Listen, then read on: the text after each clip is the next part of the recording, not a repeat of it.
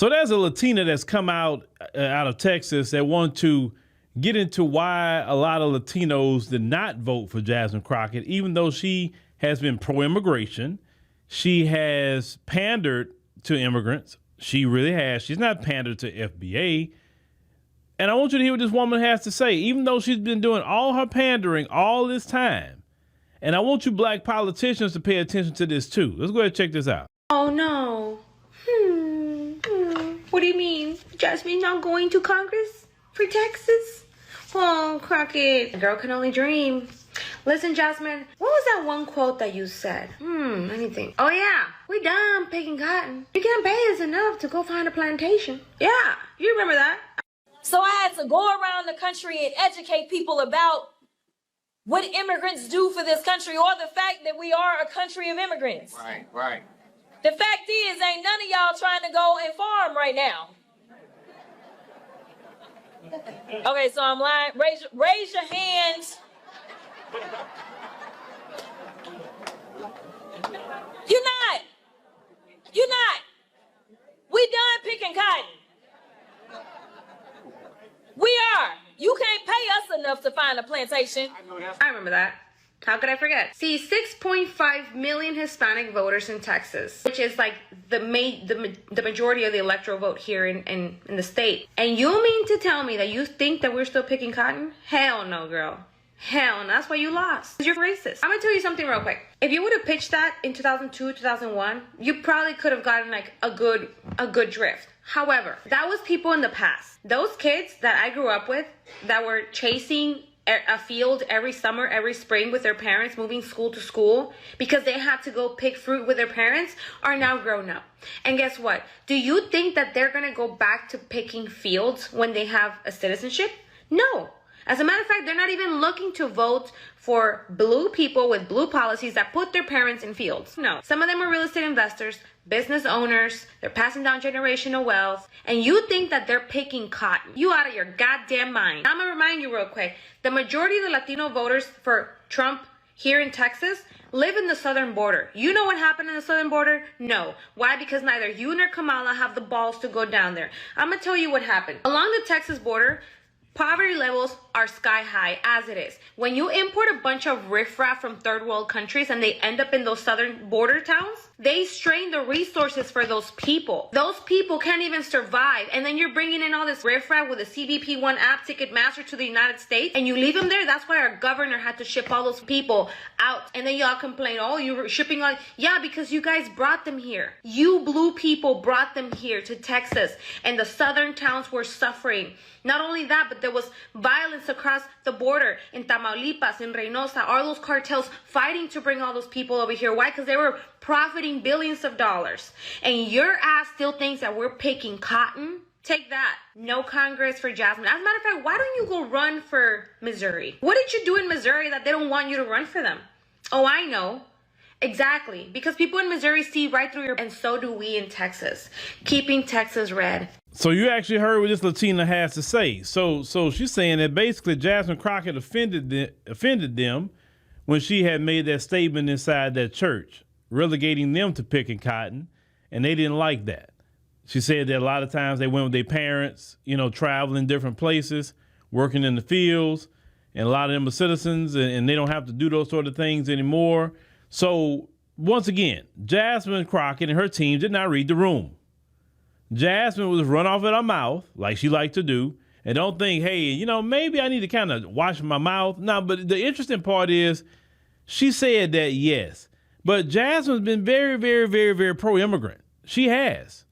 And because she's been very pro-immigrant, you thought they wouldn't pay attention to that too much because she advocated for immigrants. But let me tell you black politicians something. Look at the lesson of Jasmine Crockett. You advocate for these other groups, and you say anything they think you shouldn't say out of line. No matter how much you advocated for them, they won't show up to vote for you. Instead of you sitting up here and say, you know what? Let me make sure I'm good with the black community. Because check this out. If you were focusing on black community issues and now you be making comments about immigrants too much. Now, I don't understand if on a statewide race in Texas, you're going to have to kind of reach out across the aisle. But if she'd have been focusing more on black issues, because she's in Dallas County, so there's no reason for her to be talking about a bunch of other people, really, other than black folks in her county. And you stick to a black agenda, black issue. Listen, you Congress people who are insulated literally in a black district, you have no excuse because you can't be really voted out unless black people just pissed off with you and they want you out. But Jasmine Crockett was in a insulated district with a lot of black people, and she could have stood on business solely for black people, and she wouldn't have had not a lick of problem getting reelected to Congress. See, this is a new day. And some black people didn't vote for her either, because some people talk about, I don't like, some of her antics that looks ghetto. Some people like, I don't like that the wig she wear because she make good money. There's no reason for her wigs be looking like that. Because that's called what it is. Black folks want their people in certain professional positions to look the part and act the part. Black people are very, I don't want to use the word classist, but black people just demand you to be professional. Let me use that term.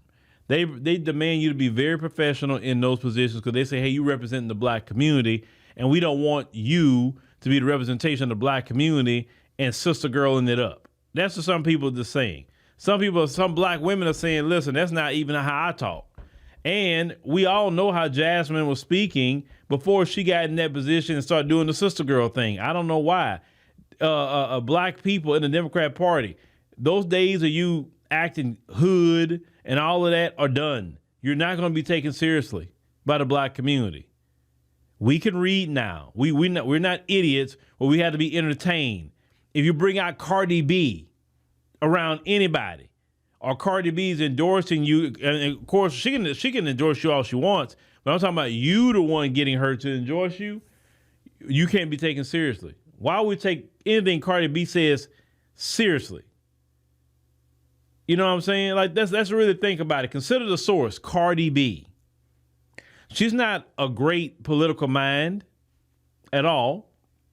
Cardi B leaves a bad situation with her husband and get in a worse situation while she's still legally married with a football player who got a gang of baby mamas all over the place.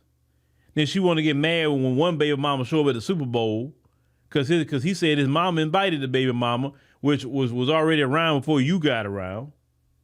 And then you want to get mad at him. You already knew what he had going on, or you didn't care. And the crazy part is you got pregnant by him and had a whole baby with the man. You should just went and had another baby Offset. At least you know what you was getting into with him. So why would anybody take Cardi B's advice on any politics? And Cardi B needs to be worrying about her life.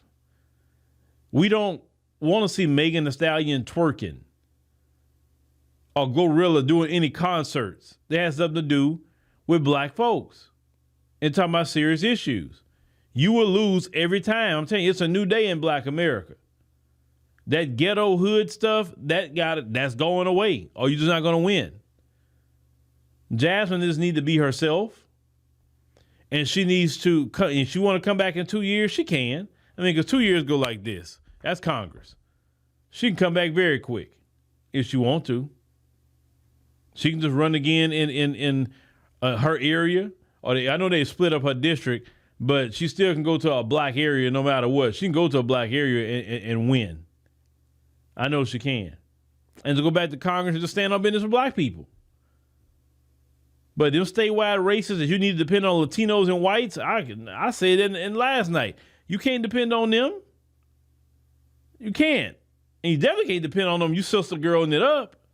Because they don't even respect that either. Now, you're very professional and all that stuff, maybe they can rock with you.